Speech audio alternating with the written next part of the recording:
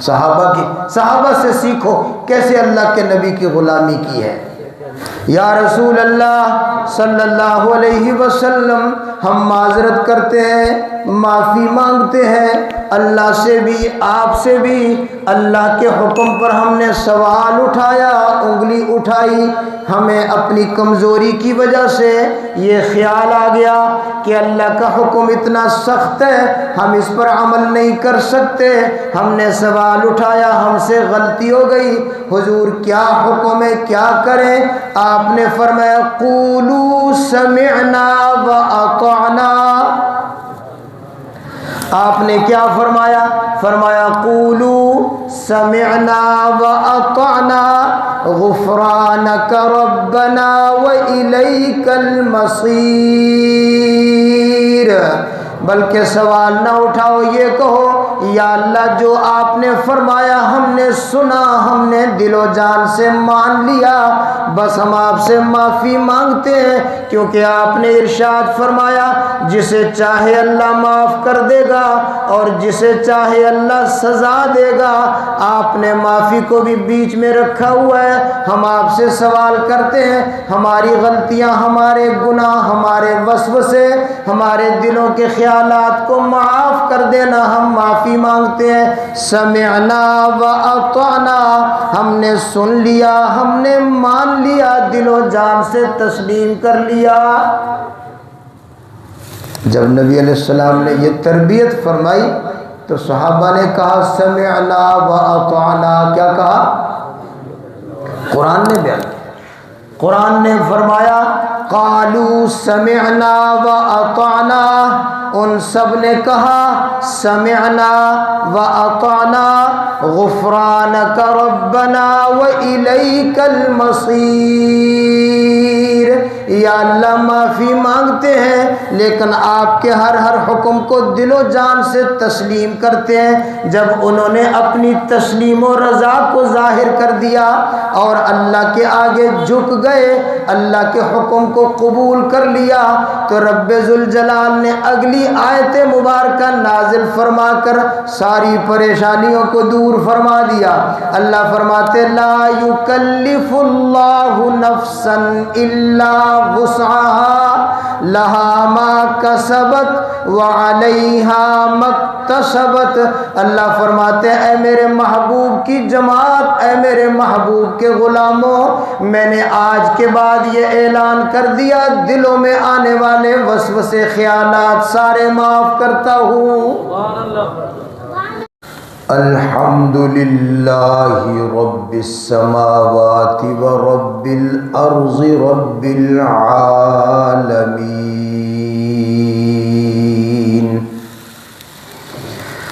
وَلَهُ الْكِبْرِيَاءُ فِي السَّمَاوَاتِ وَالْأَرْضِ وَهُوَ الْعَزِيزُ الْحَكِيمُ۔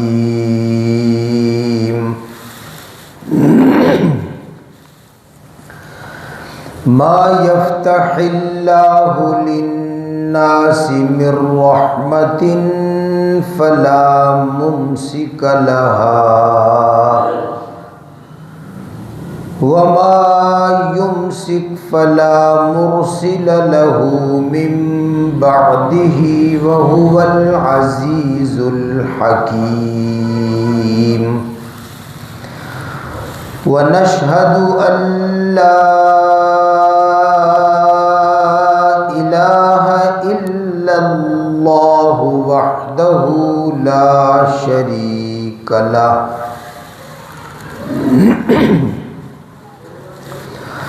ونشهد أن سيدنا ونبينا ومولانا محمدا عبده ورسوله صلى الله تعالى عليه وعلى آله وأصحابه وبارك وسلم تسليما كثيرا كثيرا۔ أما بعد فأعوذ بالله من الشيطان الرجيم بسم الله الرحمن الرحيم إنا أرسلناك شاهدا ومبشرا ونذيرا لتؤمنوا بالله ورسوله وتعزروه وتوقروه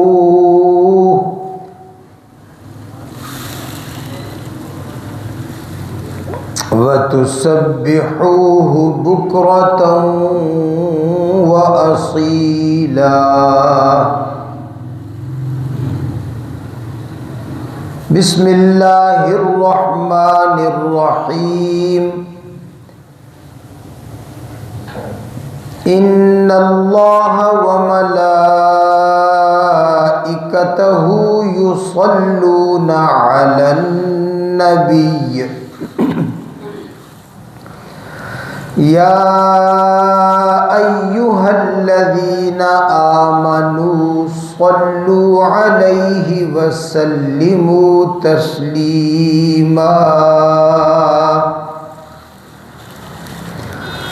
اللهم صل على محمد وعلى آل محمد كما صليت على إبراهيم وعلى آل إبراهيم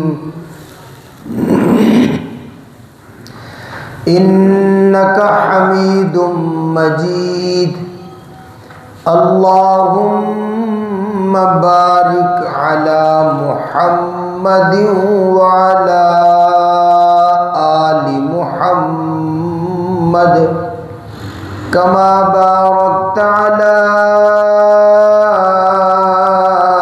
إبراهيم وعلى آل إبراهيم إنك حميد مجيد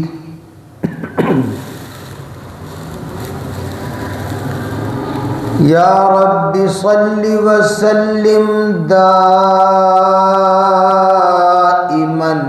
أبدا على حبيبك خير الخلق كلهم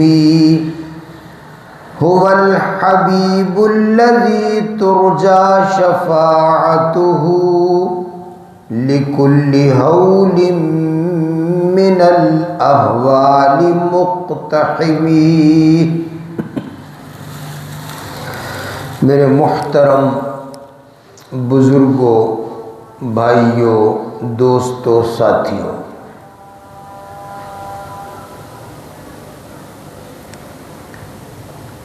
اللہ پر ایمان لانا اور اللہ جل جلالہ پر ایمان کس طرح لانا، یہ دو باتیں اچھی طرح سمجھنے کی ہیں۔ پہلی بات یہ کہ اللہ پر ایمان لانا، اللہ کو ماننا، کیونکہ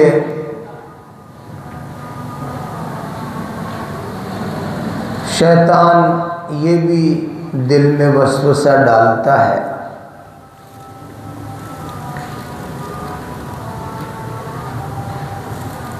کہ اللہ تو ہے نہیں، اللہ کو کسی نے دیکھا نہیں، جس چیز کو دیکھتے نہیں ہیں اس کو کیسے مان لے، وہ تو ہے نہیں، اللہ کہاں ہے، اللہ کو کون سا کسی نے دیکھا ہے۔ ایسے ہی اندیکھی چیز کو مان لیں، شیطان دل میں یہ وسوسہ ڈالتا ہے۔ تو یاد رکھیں، ایک ہوتا ہے وسوسہ، اور وسوسہ اگر دل میں جم جائے، پختہ ہو جائے، تو پھر وہ عقیدہ بن جاتا ہے۔ عقیدہ جو لفظ ہم بولتے ہیں نا، عقیدہ، یہ لفظ نکلا ہے عقد سے،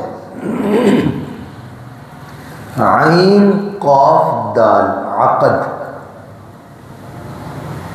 عربی زبان میں عقد کہتے ہیں گرہ لگانا، دو چیزوں کو جوڑنا، دو الگ الگ چیزیں تھیں ان کو ہم نے اکٹھا کر دیا، گرہ لگا دیا، یا دو لوگوں کا آپس میں کوئی معاملہ کرنا، اس کو بھی عقد کہتے ہیں۔ اب دیکھیں، نکاح کو عربی میں عقد کہتے ہیں، عقد نکاح۔ تو یہاں عقد کیوں بولا گیا؟ کہ وہ ایک رشتہ جڑ گیا، پہلے دونوں اجنبی تھے، آدمی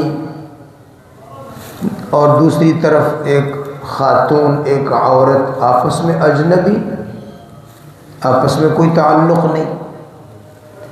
جب نکاح ہوا ان کا تو ان کا رشتہ آپس میں گرہ لگ گئی، عقد ہو گیا، جوڑ ہو گیا، اس کو کہتے ہیں عقد نکاح۔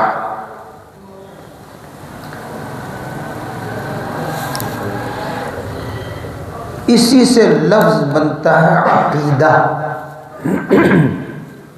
عقیدہ، اگر دل کے اندر کوئی چیز ایسے جم گئی،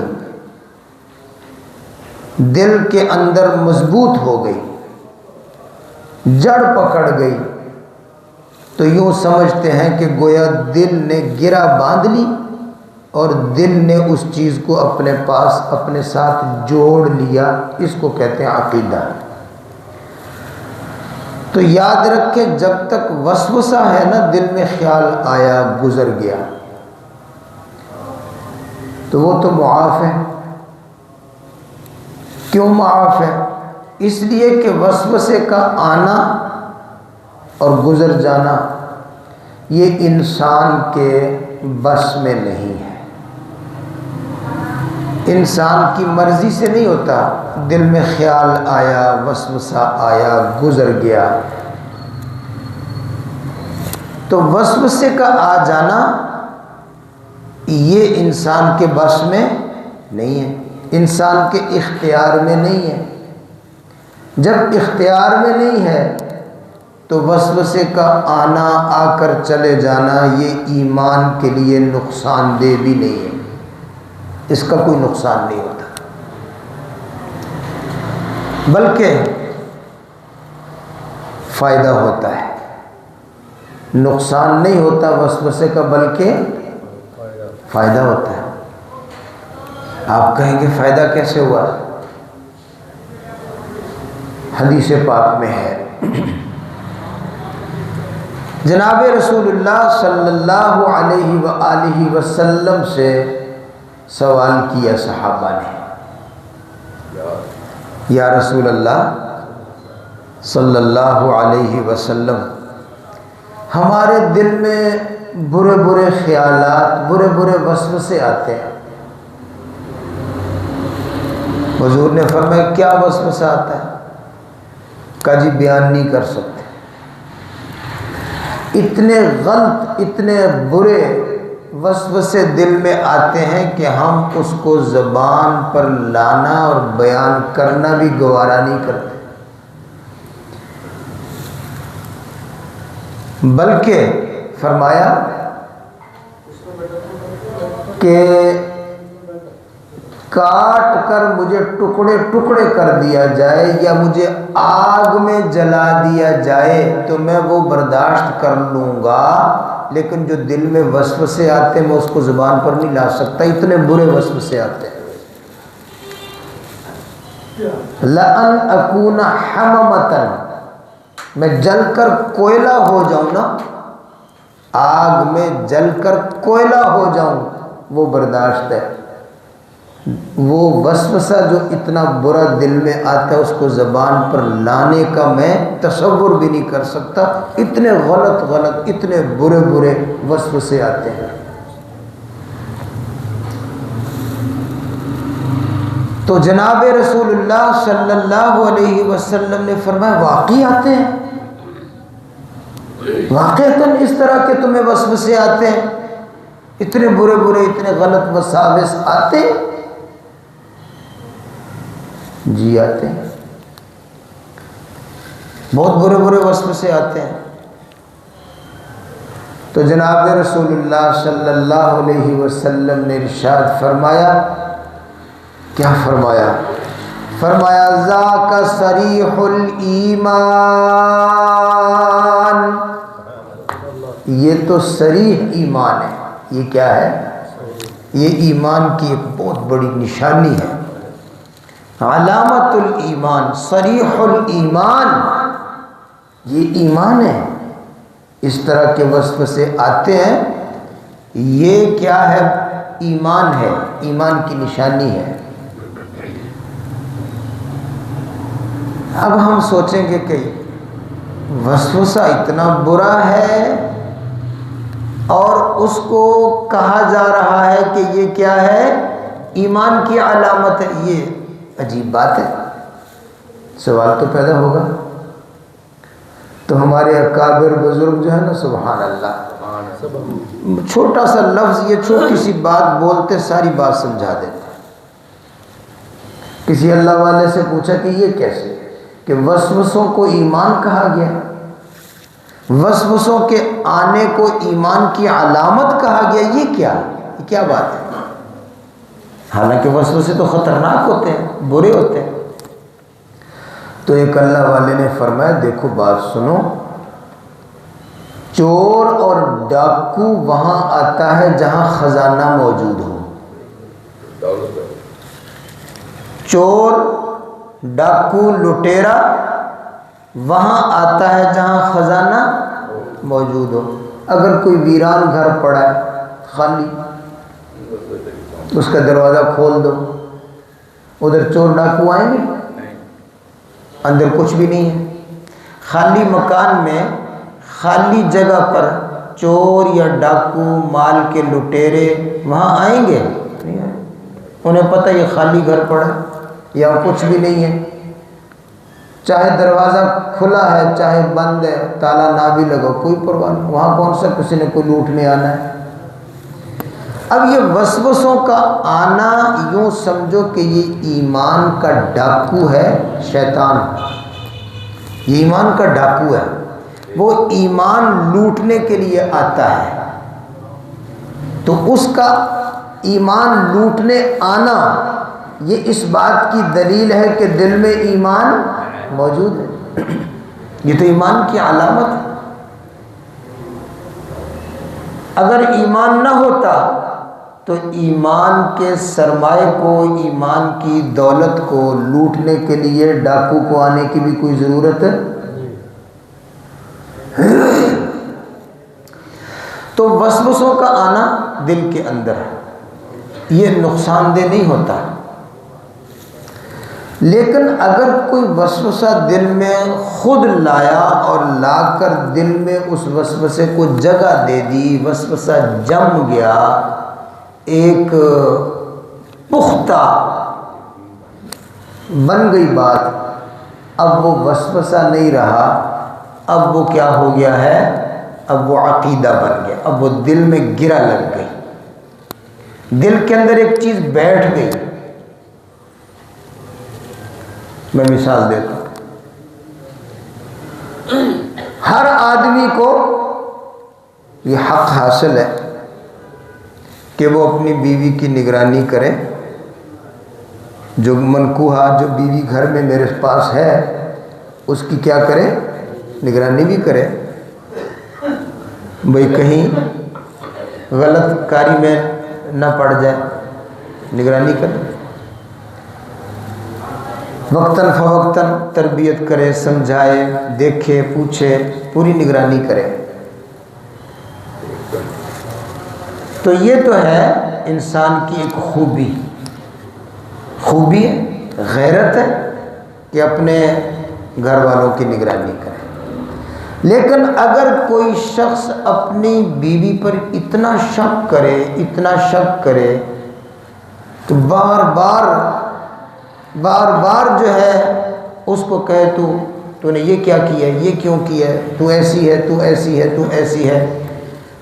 اب اتنا زیادہ جب شک کرے گا تو اس کے دل کے اندر گویا ایک بات بیٹھ گئی، جم گئی کہ میری بیوی صاف ستھری نہیں ہے، شریف زادی نہیں ہے، بلکہ غلط عورت ہے۔ تو ایک ہے نگرانی کرنا، تربیت کرنا، سمجھاتے رہنا، آنکھیں کھول کے رکھنا، یہ تو ایک اچھی بات ہے، غیرت کی بات۔ لیکن ہر بات پر شک کرنا، ہر وقت شک کرنا، یہ اچھی بات ہے؟ اس سے لڑائی ہو جائے گی کہ نہیں ہو جائے گی؟ اس سے رشتہ ٹوٹ جائے گا کہ نہیں ٹوٹ جائے گا؟ بہت سارے ایسے آتے ہیں، ان کی باتیں سامنے آتی ہیں، جی شک بہت کرتا ہے، بات بات پر شک کرتا ہے۔ پھر صرف شک ہی نہیں بلکہ وہ لفظ تو شک کی بولا جا رہا ہے، لیکن اس کو تو پک مارتا ہے، پھر ڈانٹتا ہے، پھر گالیاں دیتا ہے، یہ کیا ہے، یہ کیا ہے، یہ کیوں ہے۔ تو اس کا مطلب یہ ہے کہ اب وہ شک نہیں رہا بلکہ وہ شک یا وسوسہ اس کے دل میں جم گیا۔ اس کو عقیدہ کہتے ہیں۔ جو بات دل میں جم جائے اس کو کیا کہتے ہیں؟ عقیدہ۔ تو وسوسے کا آنا برا نہیں ہے۔ قرآن پاک میں اللہ جل جلالہ نے ایک آیت مبارکہ نازل فرمائی، اس کو آیت محاسبہ کہتے ہیں۔ آیت محاسبہ، آیت محاسبہ کا معنی یہ ہے کہ اللہ جل جلالہ نے سخت ڈرایا کہ میں نے ایک ایک چیز کا حساب لینا ہے۔ اللہ فرماتے وَإِن تُبْدُوا مَا فِي أَنفُسِكُمْ أَوْ تُخْفُوهُ يُحَاسِبْكُمْ بِهِ اللَّهُ۔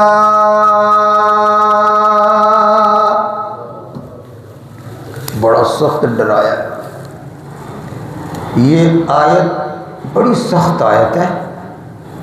حدیث پاک میں ہے کہ جب یہ آیت نازل ہوئی تو صحابہ نے سن کر ایسے ڈر گئے کہ کئی دن کھانا نہیں کھایا، روٹی نہیں کھائی، نیند نہیں آئی، سکون نہیں آیا۔ اتنا سخت اللہ کا حکم، اتنا سخت اللہ کا حکم ہے۔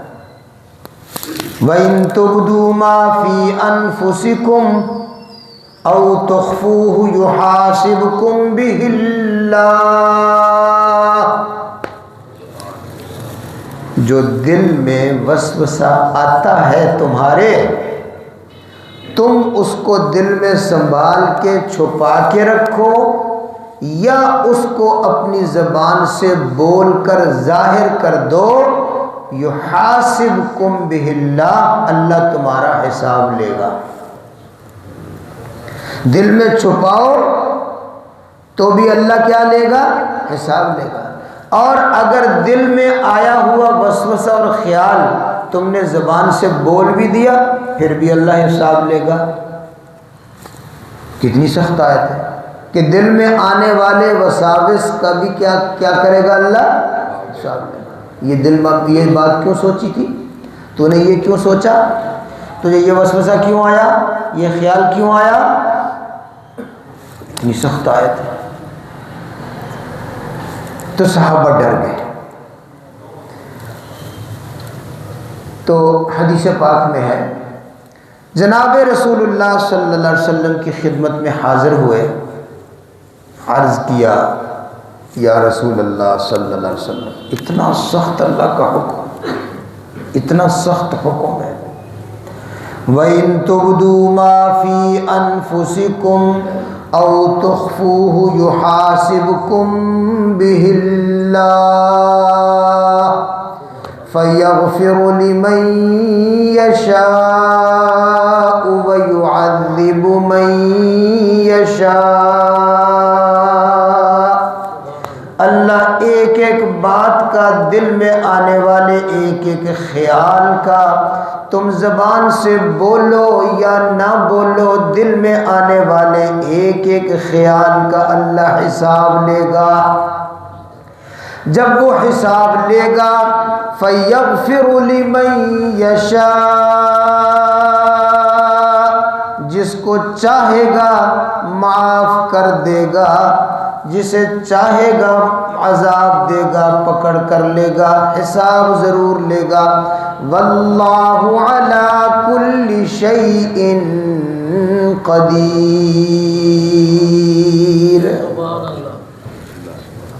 کتنا سخت حکم ہے، پھر میری مرضی ہے، جسے چاہوں معاف کروں، جسے چاہوں میں عذاب دوں، میں نے حساب لینا ہے، ایک ایک چیز کا حساب لینا ہے۔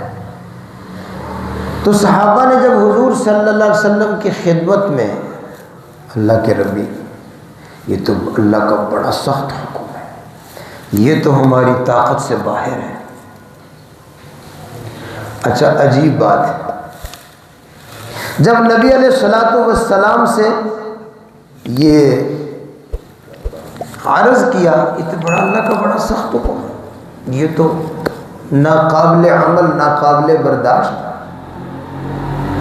تو جناب رسول اللہ صلی اللہ علیہ وسلم نے آگے سے ڈانٹ دیا، صحابہ کو حضور نے بھی ڈانٹ دیا کہ خبردار، اللہ کی بات پر انگلی نہیں اٹھانی، اللہ کے حکم پر انگلی، اللہ کے حکم پر سوال نہیں اٹھانا۔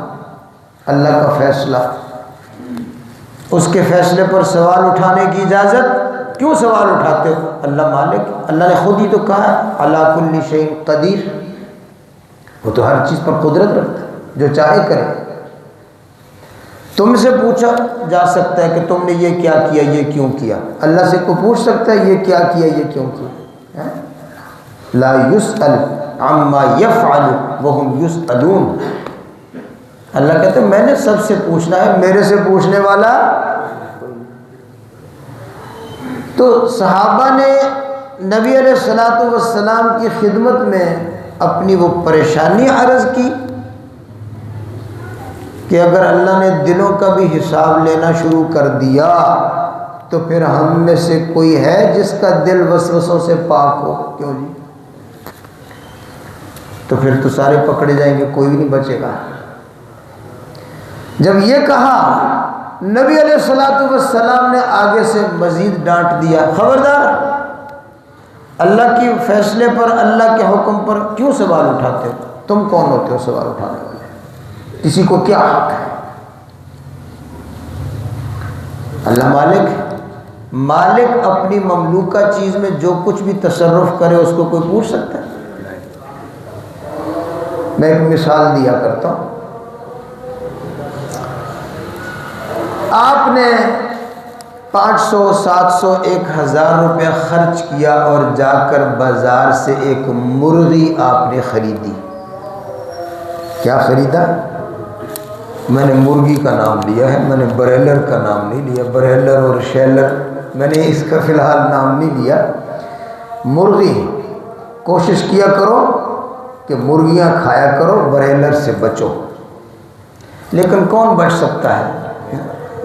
میں یہ کہتا ہوں کہ بھئی سارے لوگ یہ بریلر کی غیبت کرتے ہیں، لیکن اس نے اپنا آپ منوا کے دکھایا ہے، ہر شادی میں، ہر پروگرام میں اس نے منوا کے دکھایا ہے۔ کیوں جی؟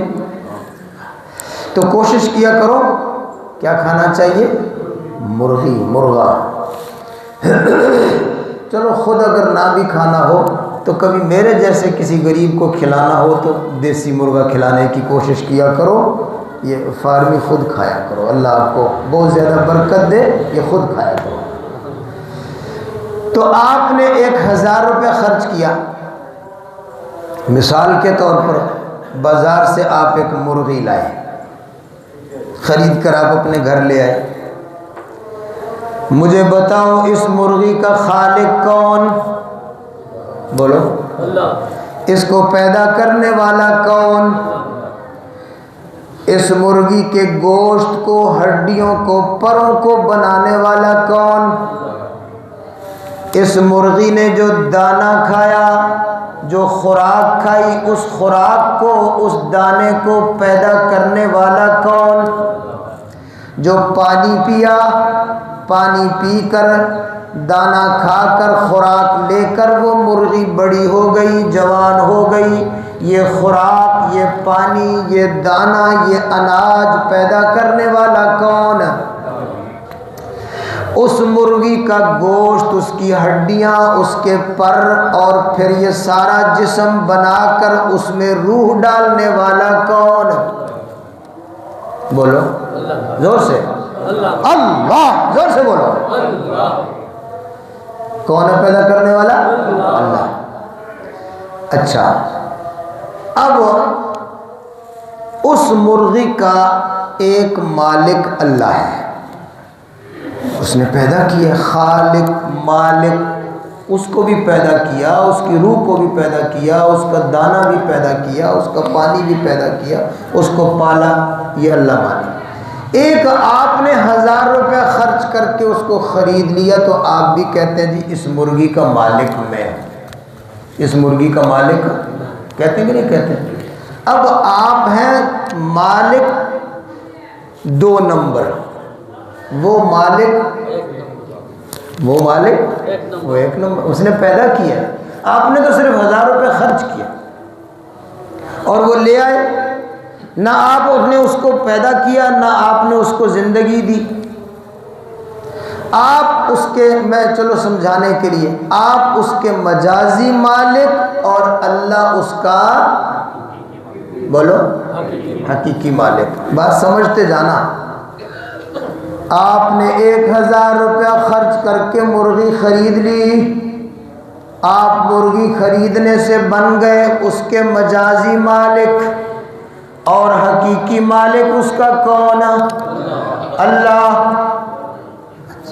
مجازی مالک جو بن گیا اس کو اتنا حق ہے کہ وہ مرغی گھر میں لا کر چھوڑ دے کہ چلو میرے گھر میں پھرتی رہے، بچے خوش ہوں گے، اس کو زندہ چھوڑ دے، حق ہے کہ نہیں؟ بولو حق۔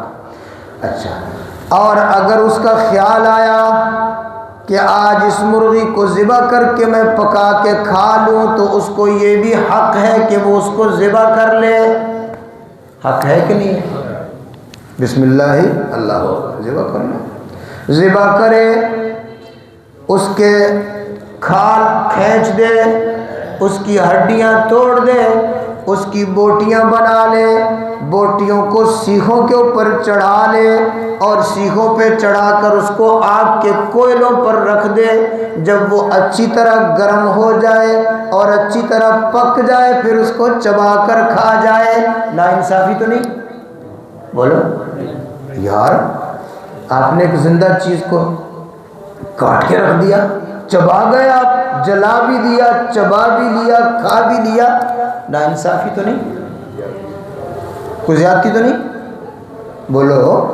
اچھا، صرف اسلام میں نہیں، کسی مذہب میں بھی زیادتی نہیں ہے، تمام مذاہب میں جائز۔ اچھا، اس لیے کوئی سوال نہیں کر سکتا۔ اگر آپ اس مرغی کو زندہ رکھنا چاہیں حق ہے، اگر آپ کسی اور کو ہدیہ دینا چاہیں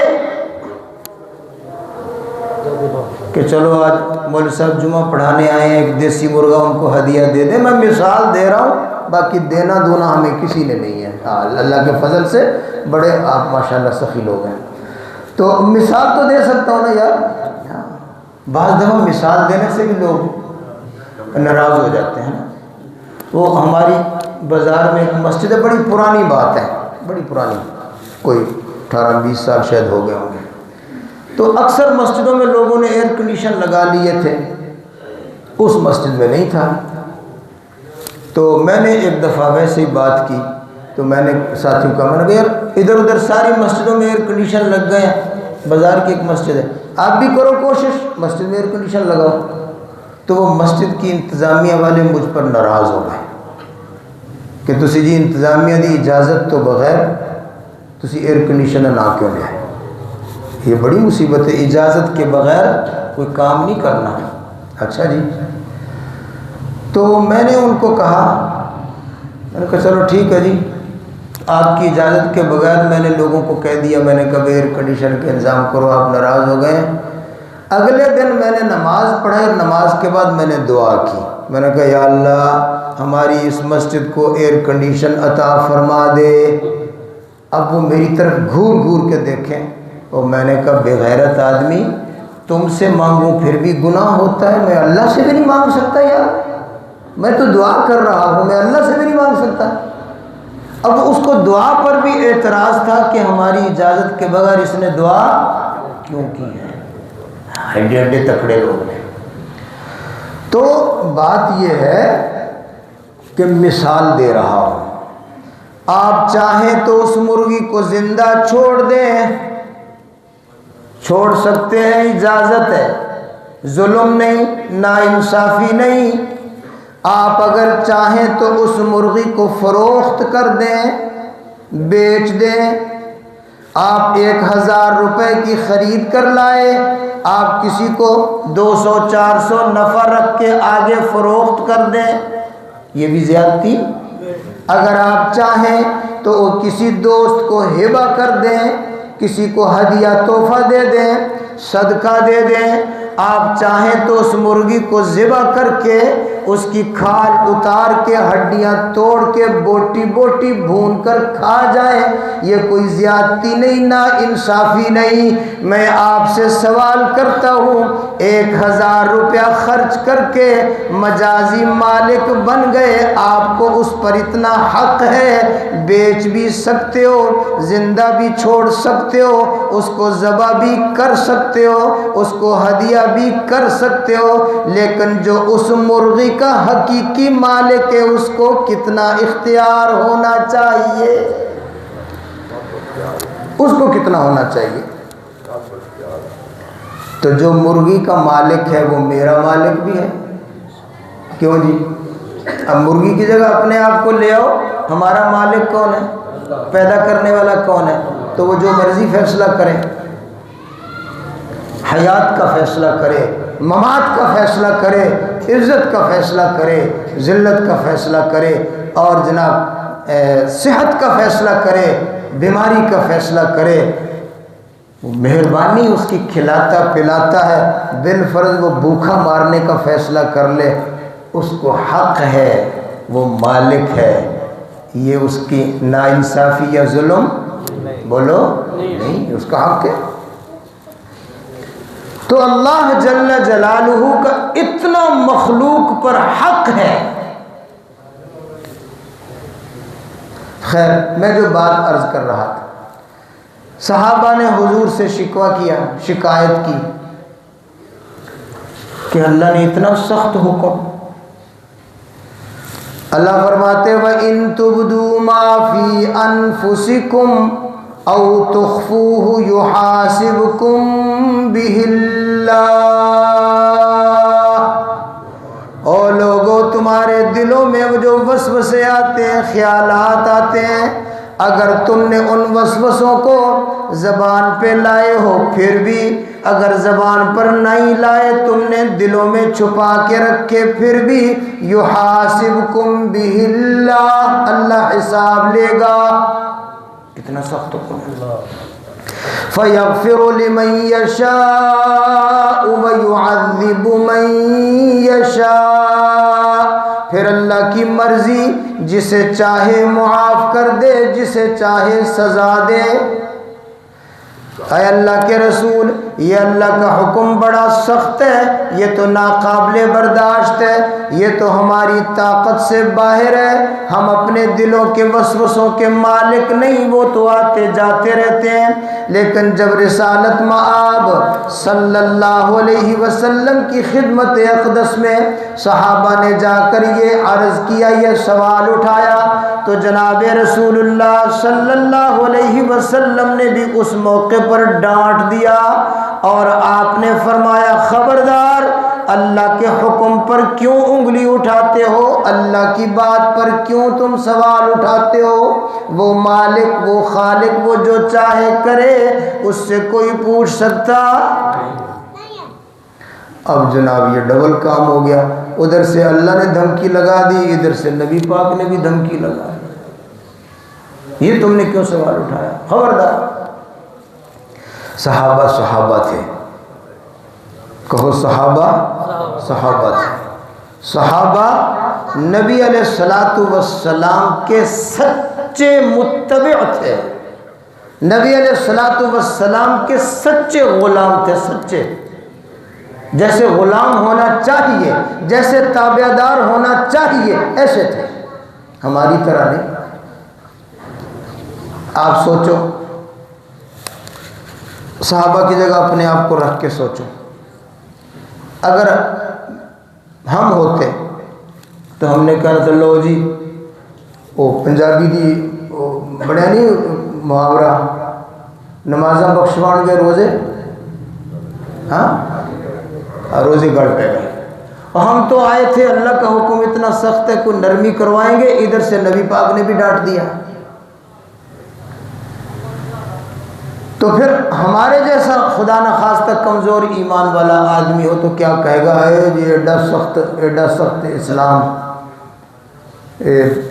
اسی نہیں مانتے، اسلام اتنا سخت نہیں ہے، اسلام اتنا تشدد نہیں کرتا، اسلام اتنی سختی نہیں کرتا۔ ایسے لوگوں نے باتیں بنائی، وہ سختی نرمی کا پیمانہ بھی لوگوں نے خود ہی بنایا ہوا۔ بھئی اگر کوئی بھی نوجوان عورت ہے، اللہ نے عورت بنایا ہے، پردہ کرو تو کہتے ہیں اسلام ایڈا سخت ہے، اب وہ پردے کو کیا بنا دیا؟ سخت۔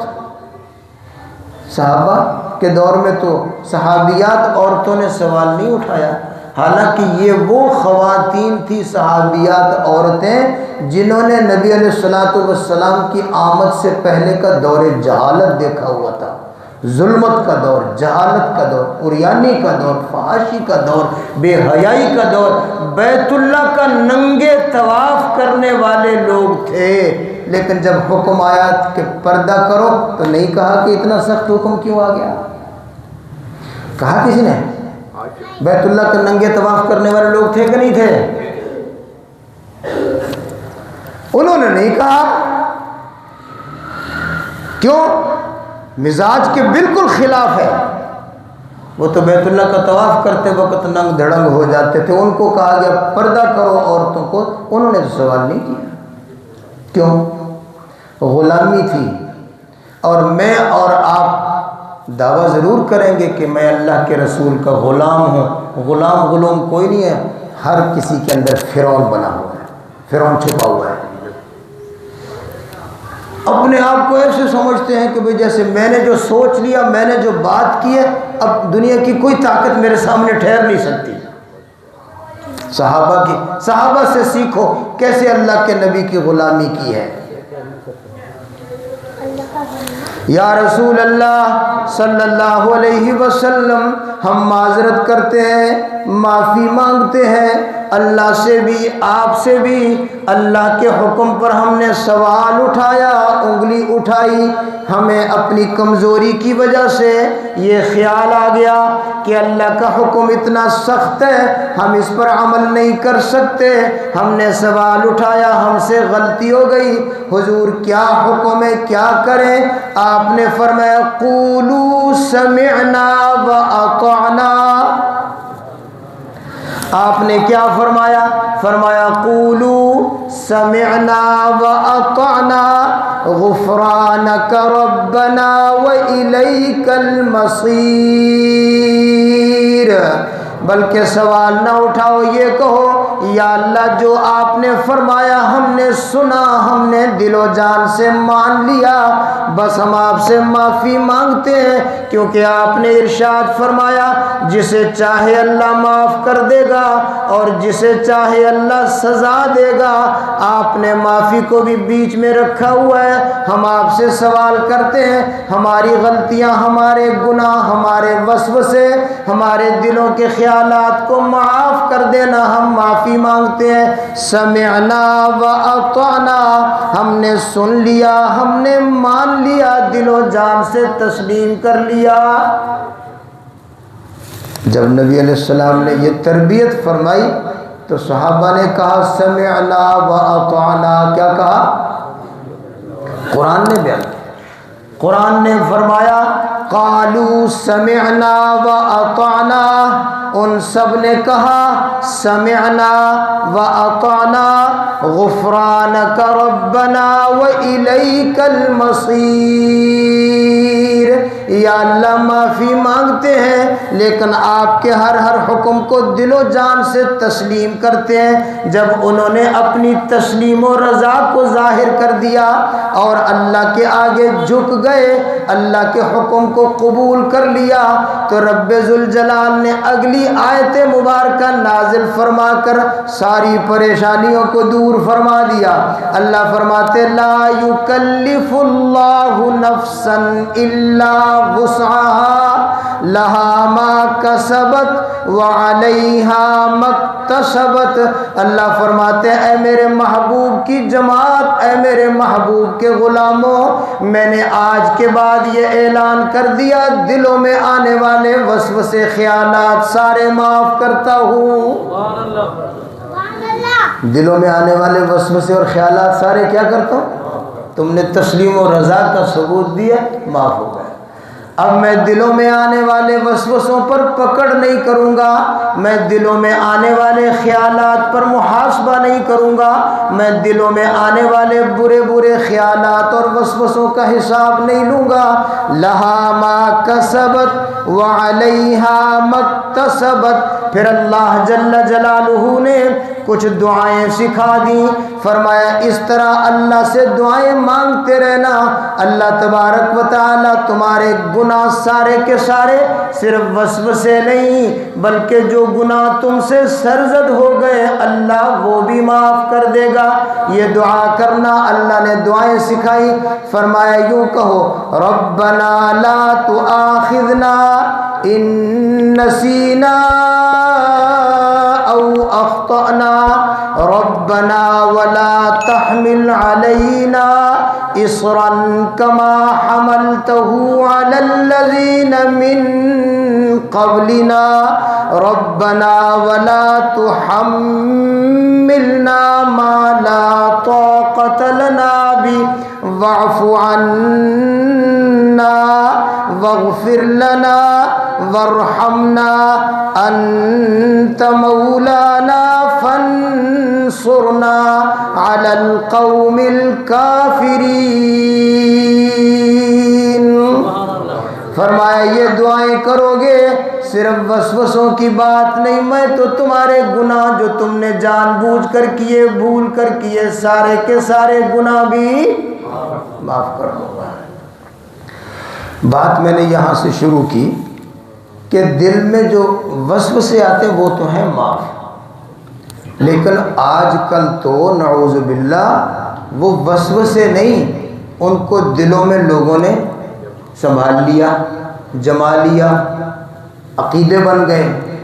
کیا اللہ کو دیکھا نہیں ہے تو اللہ کو کیوں مانے؟ اللہ کہاں ہے؟ کسی نے دیکھا ہے؟ کیسے مان لے؟ بھئی اگر وسوسہ آیا تھا چلا گیا تھا پھر تو کوئی بات نہیں، لیکن اب تو یہ لوگوں میں یہ سوالات، یہ باتیں، یہ فلسفے لوگ جھاڑنے شروع ہو گئے، یہ دلوں میں یہ عقیدے بن گئے، گمراہ ہو گئے، الحاد آ گیا، لوگ سیدھے راستے سے ہٹ گئے، اب معاملہ خطرناک ہو گیا۔ لہٰذا اللہ کو ماننا، اس میں کسی قسم کا کوئی شک شبہ نہ آئے، اللہ ہے، بولو اللہ ہے۔ ہاں دو قسم کی آنکھیں ہیں، ظاہری آنکھوں سے نہیں دکھتا، عقل کی آنکھوں سے دکھتا ہے۔ جو ظاہری آنکھوں سے دیکھو اس کو بھی مانتے ہیں، جو عقل کی آنکھ سے دکھے اس کو بھی ماننا چاہیے۔ ظاہری آنکھوں سے نہیں دکھتا، اللہ نہیں دیکھ سکتا، دنیا میں کوئی نہیں دیکھ سکتا، لیکن عقل کی آنکھوں سے اللہ دکھتا ہے۔ اگلے جمعے انشاءاللہ زندہ رہے تو آپ کو دکھائیں گے۔ اللہ جل جلالہ ہمیں ایمان کامل نصیب فرمائے، ایمان پر جینا، ایمان پر موت اللہ جل جلالہ ہمارے لیے مقدر فرمائے۔ وما علینا الا البلاغ۔